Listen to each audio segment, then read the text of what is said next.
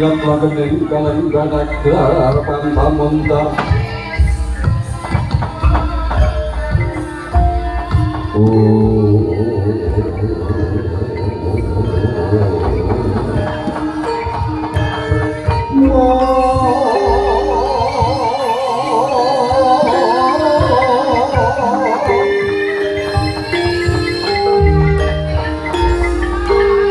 Kamu cari mereka konang suruh sorot tanda dan mawar mawar kasorani negono.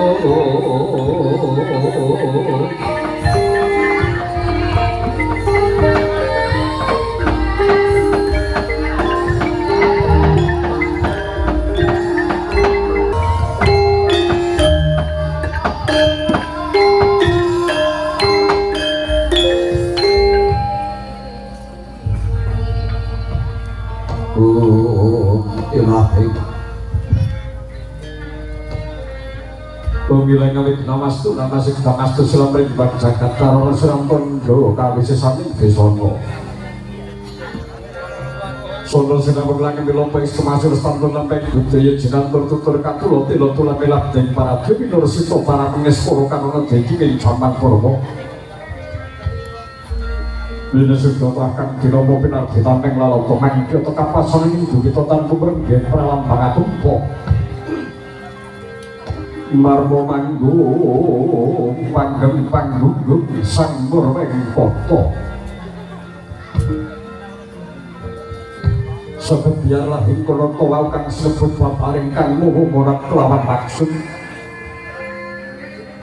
Yaki paparing kang mau melawan maksud-maksudnya sebesar kang angiras minongko dati pambugane ditayah Yokam dati pituduk ilmu makrifat kabeh ingkang dokunane minongko sanjiting purwali songo kanjeng Sunan Kalijaga ingkang hatem purna akan ingkang biasa saka dalil hadis jemak lawan kias tegese dalil yaku anu doake pengendikan Gusti Kang Murba Jagat Allah Taala kang sinebut kados nyaritake pemulangi Rasulullah. Tegese iki cuma yen ngumpulake rencananing para wali yang kang sinebut kias yaku mencarake peperakaning para pandhita, para kiai, para ulama, para sunan, para wali anu papan sinare dhewe. Ringgit purwa lumantaring kulo dadi pambukaning kekeran kang bisa negara kirah so gaib sejati ning urip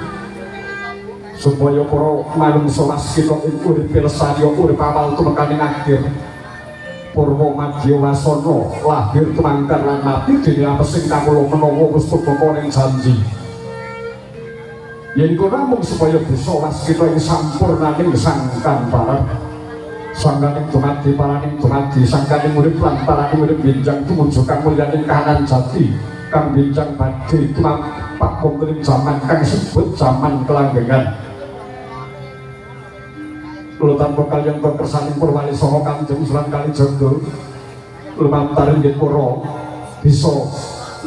weruh marang jati dirine dhewe kang kala padha sing kirana kang becik kantos diragem aja nganti urip ning alam penasaran kaya mangkono wahdane hati ngali kagunan abdi ringgit purwa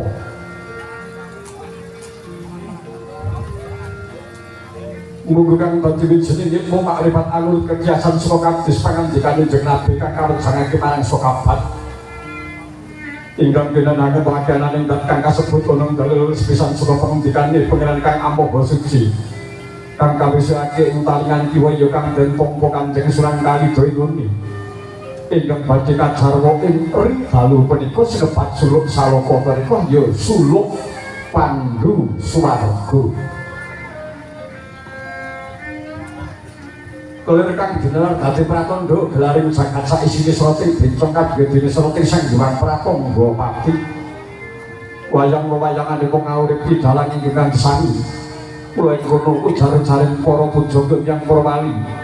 yen to pakeliranku hamemu suraos sekawan perkawis siji iman loro kuwasa telu tauhid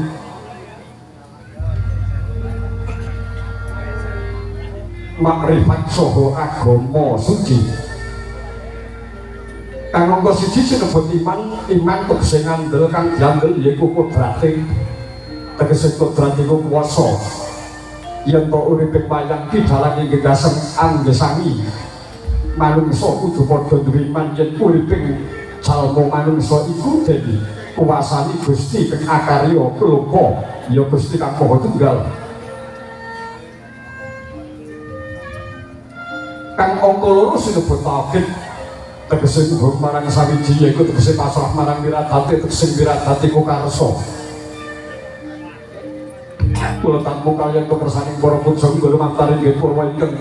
winangku ing paket 6 saka kelawan penyura singgih kang samya sesendhunan bangsa munya mangrangi ya kang dinarya dadi tontonan tatanan kang kowe minangka tuntunan ing kono ya menika sak temene wiradating jalma manungsa iku winangku kodrating pangeran wajib manungsa mung bisa nggadhahi karsa nanging tatan bisa bedah kuasaning Sang Maha Nasa mung siji pangandikaning Gusti yaiku kun fayakun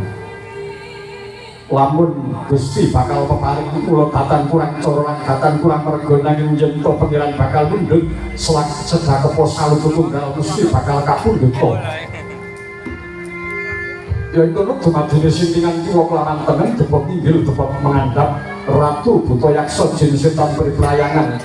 yen to sak temene ala becik bener luput bunga susah beco cilaka salah lali apes lan tiba iku sandanganing jalma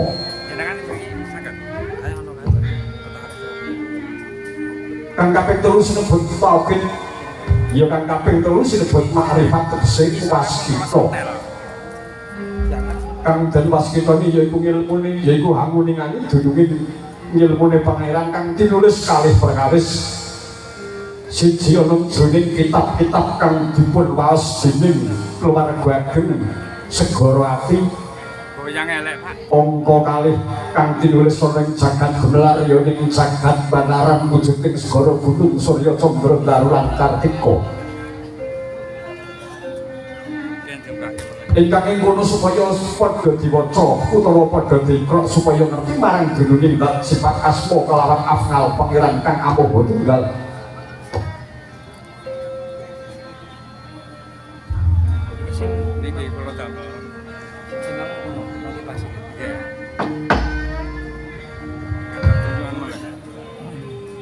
pungkasane dawuhipun inggih para dening para wali saka Kanjeng Sunan minangka dadi sarana siaring agama suci yaiku agama Islam kang tegese slamet kang slamet iku hayate tegese hayat iku urip ingkang dumunung ana ing sifat halal jamal kahar lan kamal yaiku kono kang mungguh agung ya agunging pangeran elok yaiku elok sifate dudu lanang dudu wadon lan sapanunggalane niki damel sini bekangnya nopo tadi permakannya pun dia kan pantas bersifat kaya begini kalbu gede-taning cari kebetulan kagak begini dari ngasrimo riwusing sangat pun Sri Noronoto Prabu Duryudono arsa tedak istinggil binatura tolong kain sasono dampar dengko ganti ngingkir dengan kasur babut prakutani sinapura negeri palilo katon pating palancur semambura terbut sorot lawan sang bang pratonggo pati candrani jadi bahkan Samyo Hananggir bahkan Samyo Hananggir yang berjenondro kadrio kampakan dan interi senggata kemudian bakaping tigang doso tiga yang mengkondodok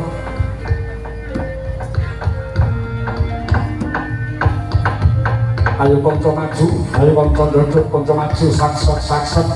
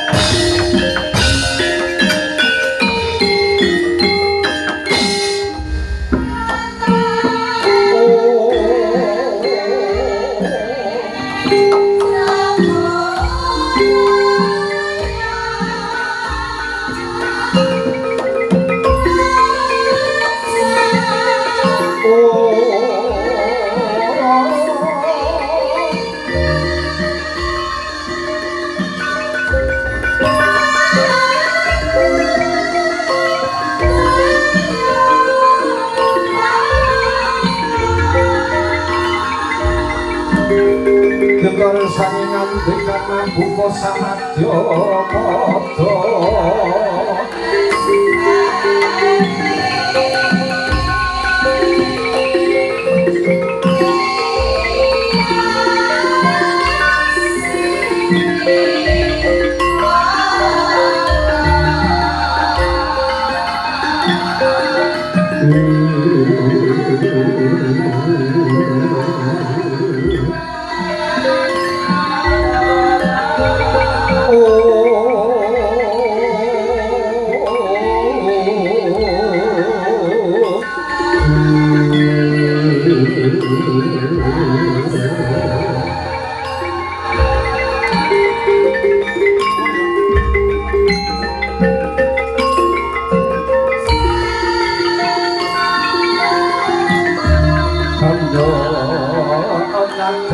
Baning satwa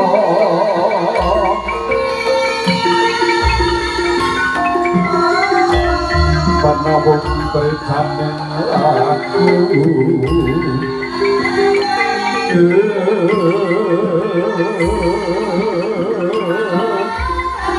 menjumat berkan taon kang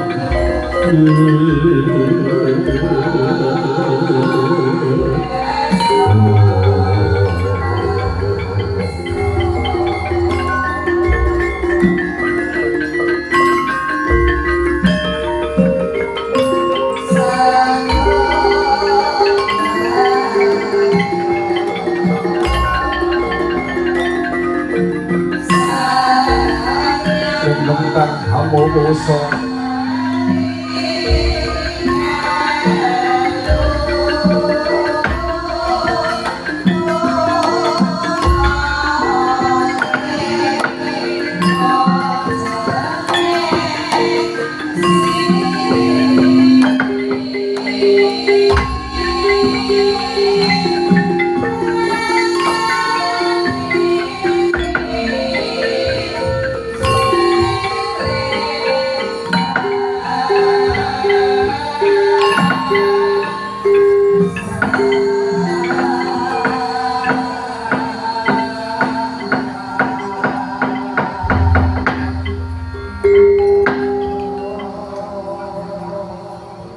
Sritinon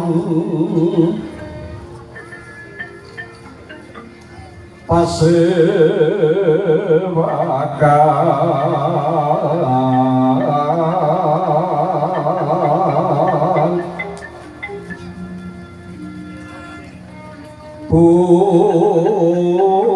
Busana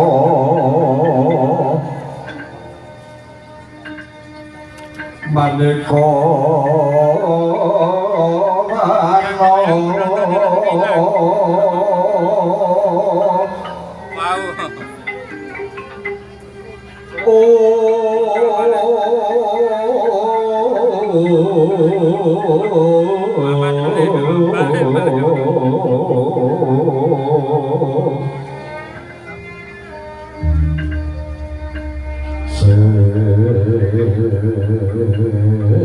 Pak Puspiteng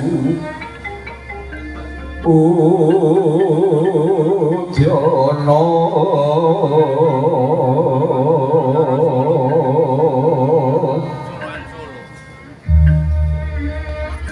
yang mandra sarwara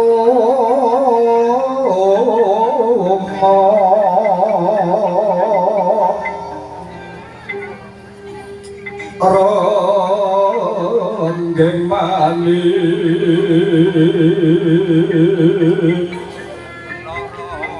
Narawata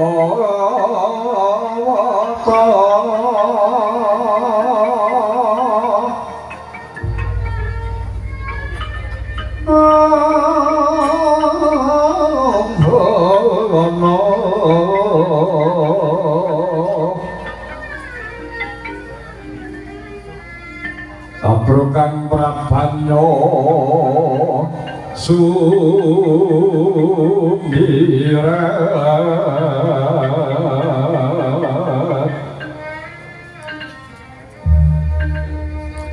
Nyaring bejo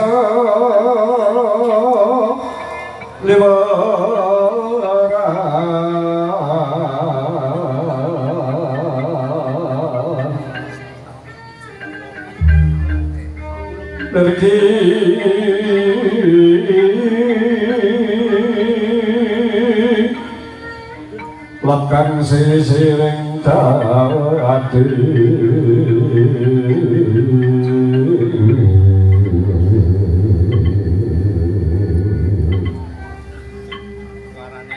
wimbo kekandha ombre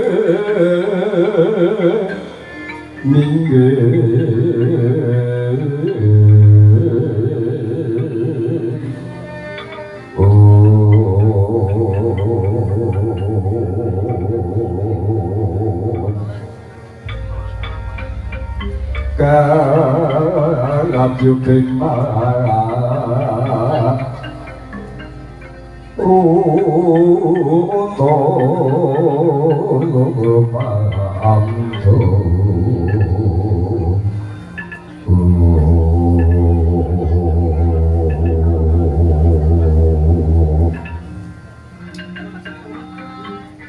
saparan mangambang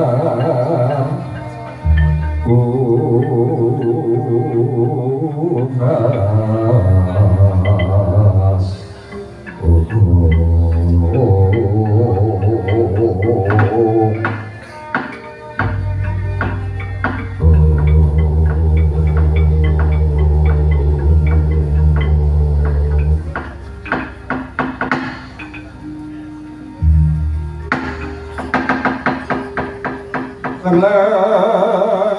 kadineng kang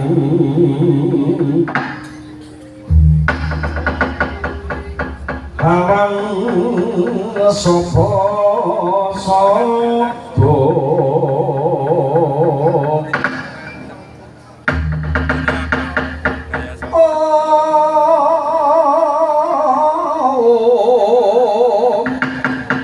ninggang astina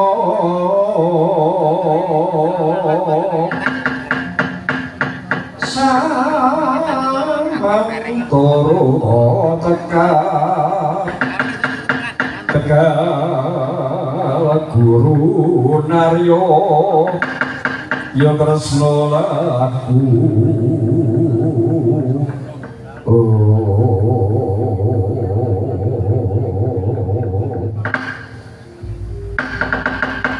sureng prasurama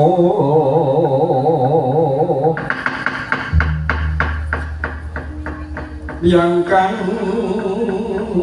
bocang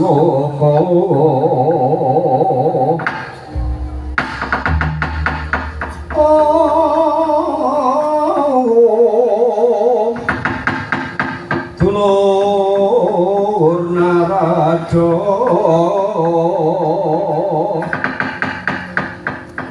kapan yoda kalwi luri bilu karyo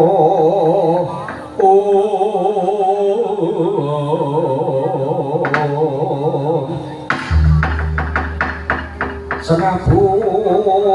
pati serang bupati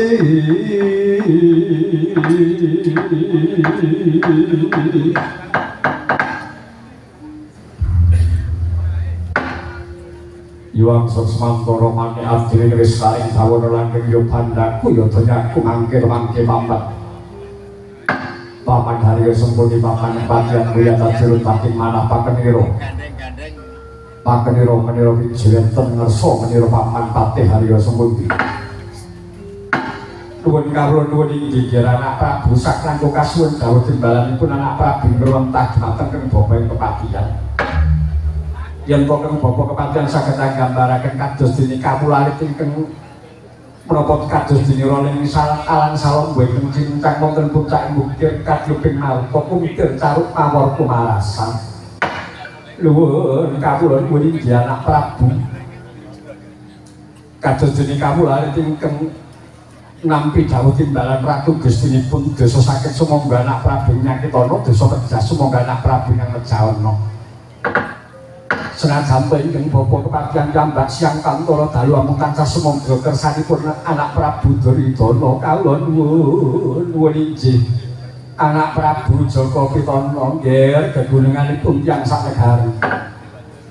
jagat wasesaning Bathara saged pangestu para saepo sapu dedaning sawet panyenta miloro kang tanpa dosa papan nanging ugi pakenira paman Harya Sempurni Mbuyai ampun ngimpi yen to bakal tampa sabudejer paleler menira kampuh kang prosidine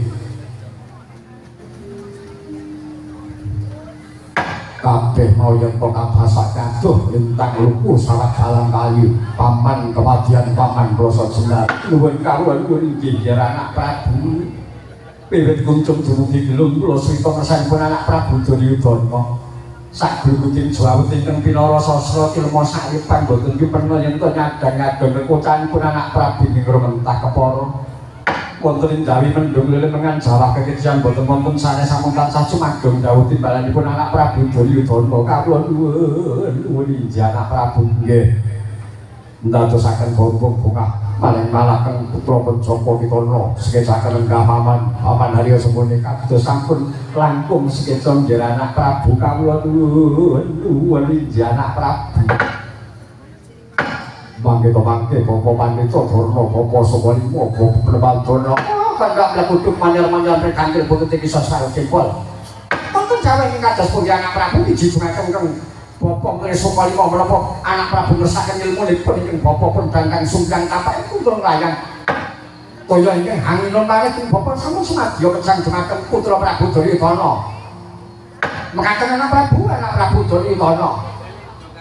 sumangga dawuhipun dumateng Bapak Sukalima sedaya menika wau kapanggih tampil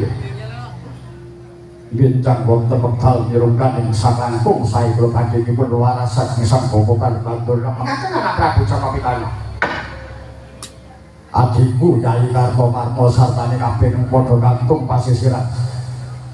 dawuhna marang kabeh para sata Kurawa kang kantung pasisiran padha sistem anggone padha sowan pasewakane Brongastina dina iku ora bakal ngrembug babagan tata negara kaya padatan mung ana bakal babar ngesaliya paman Harya Sempurni lan kabeh kang padha sopanane ing Sindil Benatur utawa negara Sindil Gitar Kartomarma kawula nuwun inggih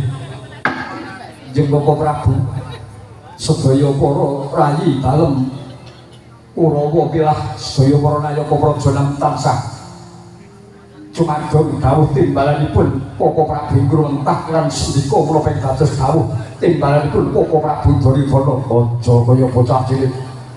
ngesaken dawuh Bapak Prabu nuwun kawula nuwun inggih anak Prabu Duryudana menika lenggah wonten ing sasana Dampar Jenta jejering ratu menika mbuh ratu ing padusunan mbuh ratu ana ing negari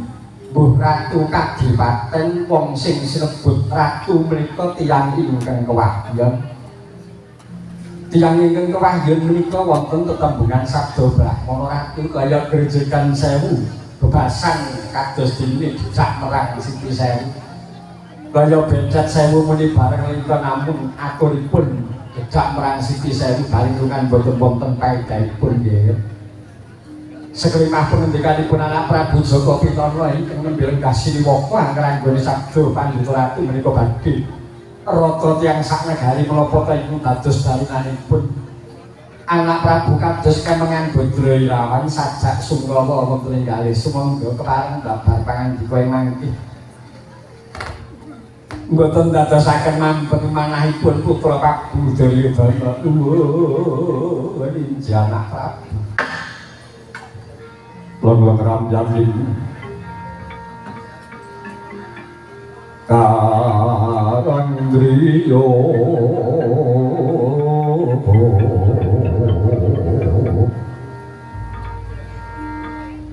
Nariwang Candra katawangan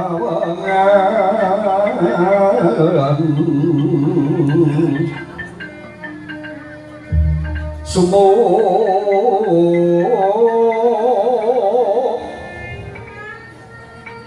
sumoing tiasang katuritan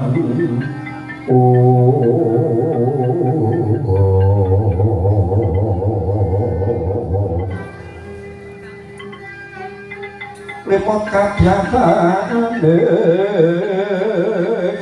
rucik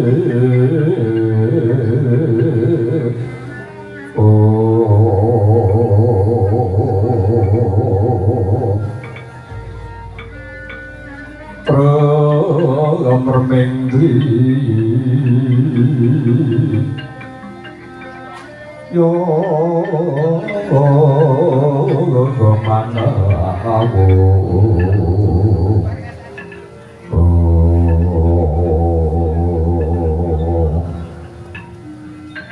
kagungin ilang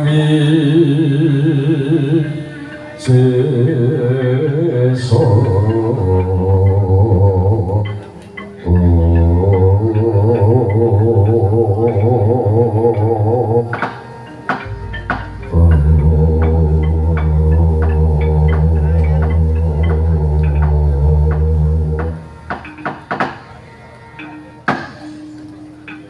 jagat masih saking Pandhawa saking mangestu karo paman Harya Sembun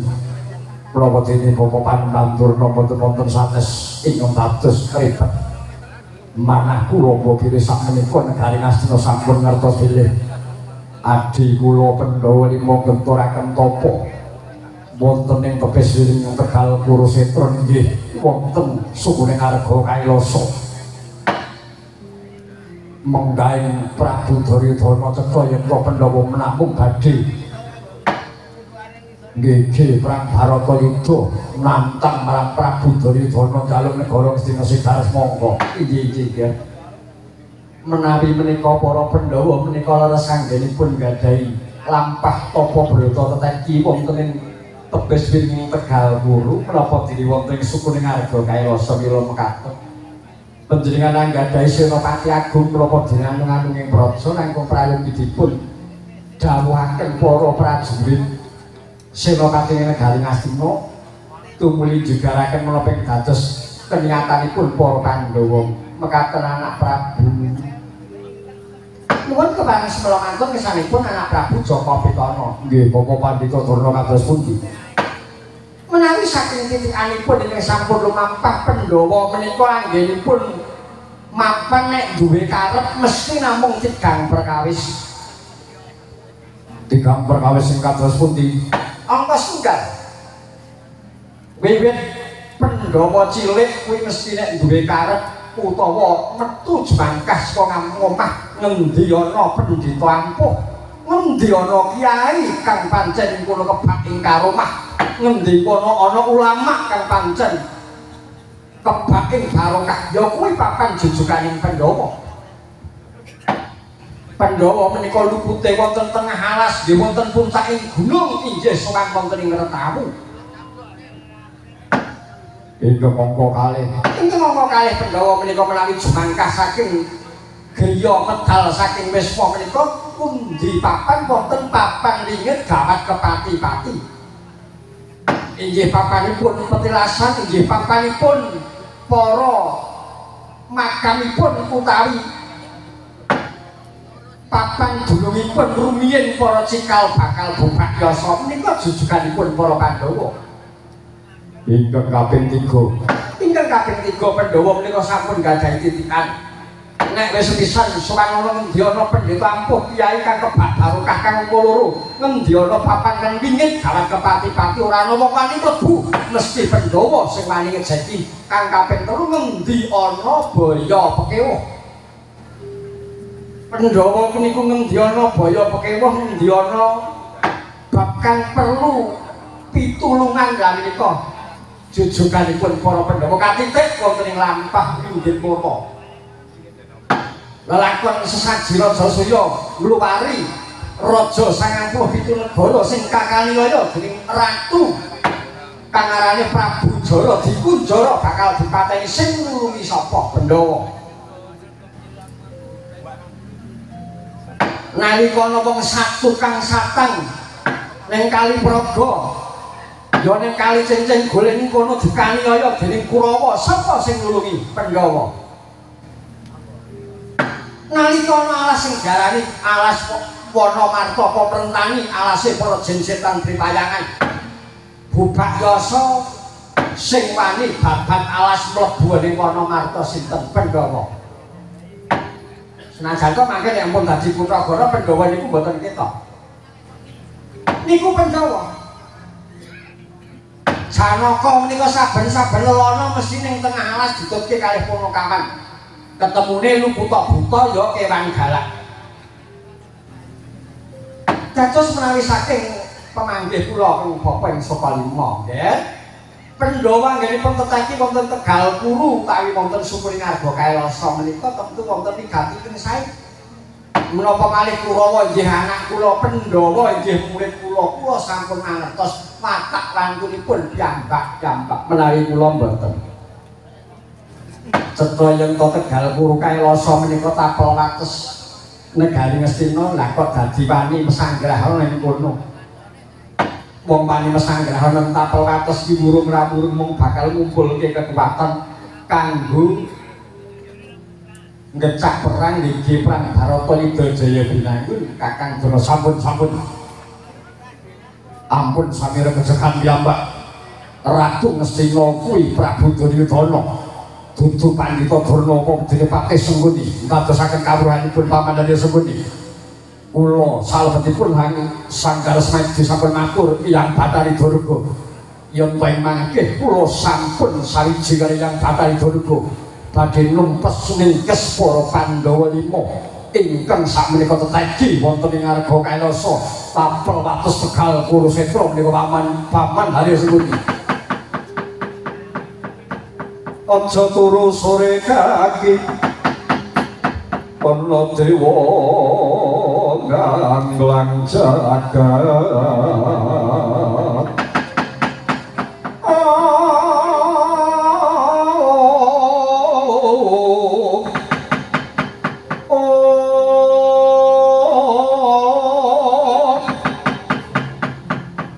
nyangking pakara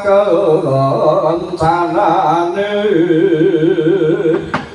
isine tumata tulak wemale saparna larimo yo iku bagianipun mangkono sadane Kanjeng Sunan Kalijaga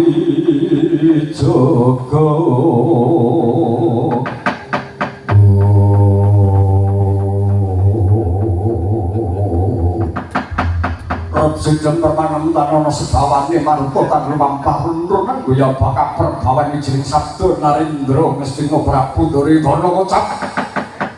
kesaru gedera regi pasih bandawi kang dadi bahan anggil ora gajah kang bradat saka kampilan singa sarong kang muncul saka rangking cahya murma parmawa Prabowo punika to sang Bathari Umayi ing sak sampunipun kasotaken asesil Bathari Durga widodari kayangan ukir pijikan minggas tinggil binatu rata mancat poncone tidakya jingak kang samya amara sing bomrotan mukal itu saka mangga candra ing kados singa mulak rongko yuto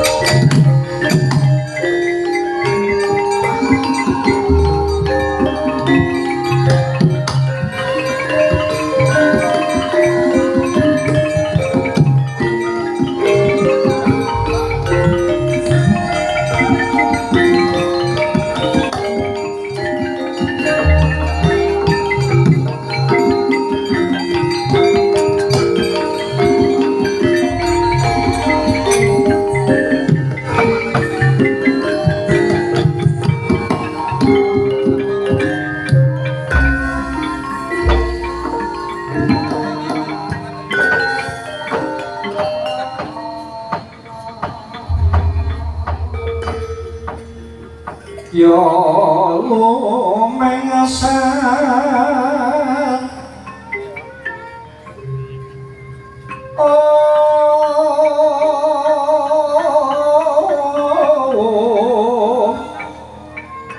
tetaning Sri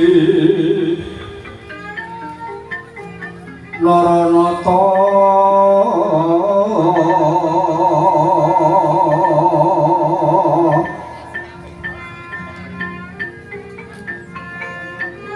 tekaping pasewan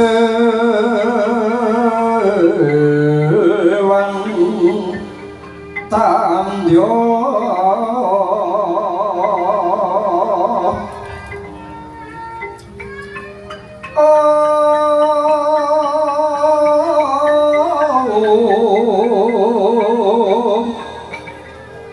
tumandu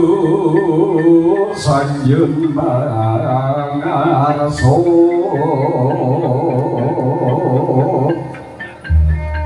tanono kuciworas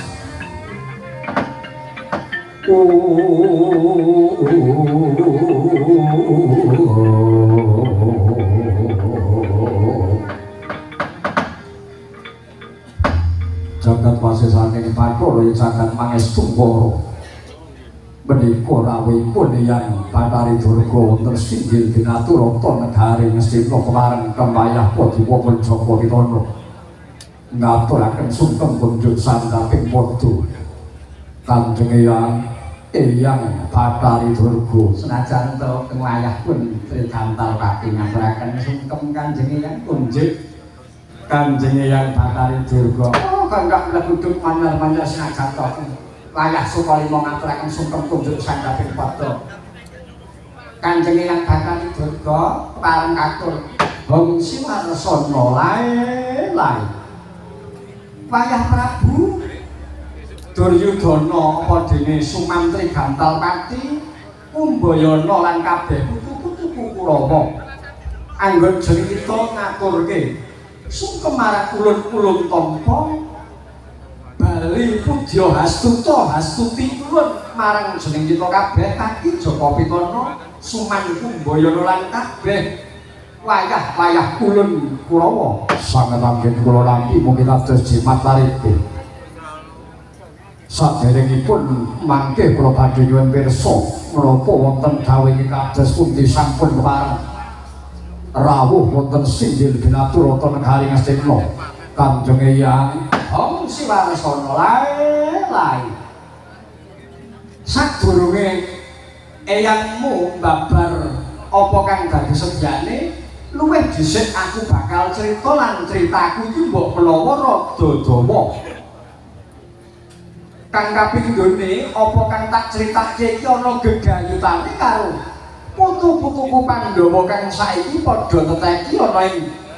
Arga Kailasa ya tapel wates Tegal Guru inggih kasinggihan sumangga kababar Kanjeng Eyang wektu kang kapungkur ana kang sinebut Koma Salah Jaka Pitana Koma Salah iku dumadi nalika Hyang Pramesti guru nitih rembugan dilan kepengin satatananing jalma ing antasane bojo lanang lan wadon ana sadhuwuring samudra iki kesikut dening Jawata aku disongke ana ing ukir titikan ulun kang rupa Bathari Umayi banjur dadi Bathari Durga Koma kang jumenggara ning samudra India ning segara kidul dadi buta arane Dedyakala Koma Salah mekaten sawise pamujang tumaruna Dedyakala Salah ki mau banjur munggah ana ing kayangan Jonggring Saluka Kurupati matur kelawan Sang Hyang Giripati ing kono njaluk siji wujuding pangan kang angka loro jeneng kang kaping 3 aji kang kaping 4 pusaka kang kaping 5 wujude rajah inggih kasinggihan dening Hyang Jagat Giripati kula banjur diudanani lan uga dipinangkani siji njaluk sandangan kon milih dhewe ana sandangan kadewatan. Denawa Tumaruna mau milih sandangane Bathara Karung Kala. Mula banjur putraku kang dumadi saka Koma kang Koma salah uga diparingi pusaka asma Bathara Karung Kala ya Bathara Kala. Inggih kasidian. Kang angka loro iku diparingi wujude pusaka kang arane pusaka iku arane pedhang. Pusaka wujudipun pedhang. Ya pusakaning pedhang kuwi kanggo pawitane golek pangan putraku Bathara Kala, ya Bathara Karung Kala. Lan uga diwenehi aji, lan uga diwenehi rajah. Inggih, lajeng wujudipun menapa? Jaka Pitana dene kang ana rajae iku mapan ana bathuk, ana gigir, ana dada lan kang ana telaking Prabu Bathara Kala Gumarang. Inggih kasidian.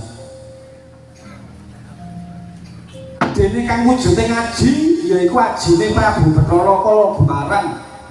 Dene wujuding panganing Bathara Kala Gumarang iku wujuding Sukerta. Wujud Sukerta menapa kemawon? Siji, ana bocah kang arane bocah untang-anting angka loro unting-unting kaping 3 munting saripi saramba Pendhawi. Pandhawa mendhangake Pandhawa ipil-ipil uger-uger lawang kembang sepasang kedana kedini kedana sendang apit pancuran apit sendang lan sak panunggalane. Salajengipun menapa malih ingkang tanpa ruwatan nanging iku sinebut Sukerta ya kuwi siji disip lelaku. Disip lelaku ki wong siji mlaku adoh wancine ngandhan luhur jam 12 awan bedhug tengane ora ngidul ora gelem leren. Kang angka loro sinebut bakang ucap-ucap ku wong loro mlaku adoh wancine bedhug tengane ora gelem ngidul ora gelem leren. Kang kaping 3 iku sinebut gotong jisim yaiku wong telu kang mlaku adoh. Kaping 4 kang wong mlaku lumampah nyarengi surya panjer utawa bedhug tengane nanging tanpa ngidul uga tanpa minta marang Siing Sang Maha Kuwasa. Mekaten ingkang salajengipun lajeng menapa gegayutanipun kaliyan ingkang dados kekarepan kula dinten menika. Jaka Pitana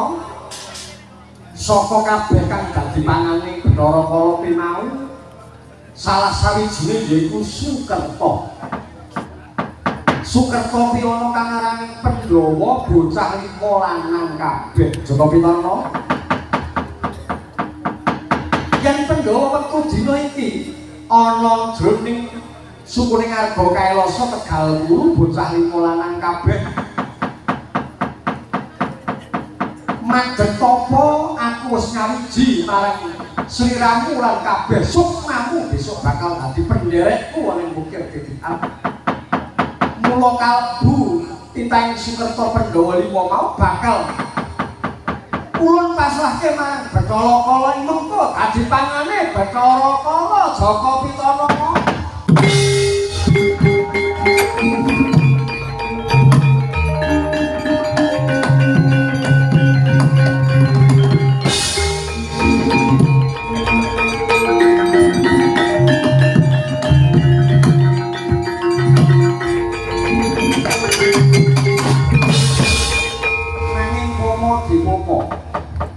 Yen to mengko ana kiai, ana ulama, ana dalang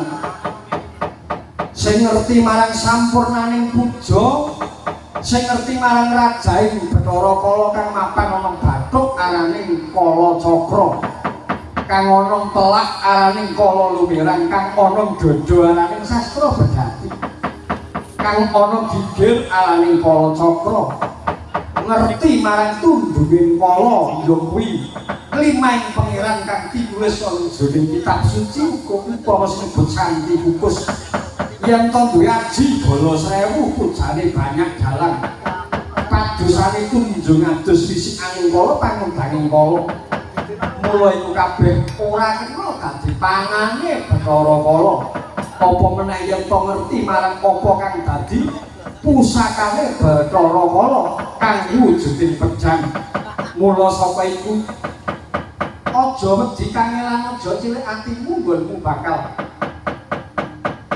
jugarke tapaning Pandhawa 5 ning Tegal Kurukshetra aku sumedya bakal sadyantu Pandhawa 5 mengko bakal dadi pangane Prabu Bathara Kala gumarang Jaka Pitana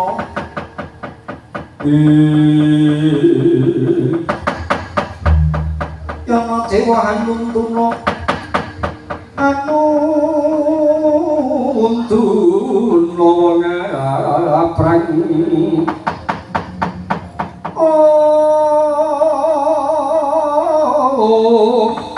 wong aprang kang kasangsayan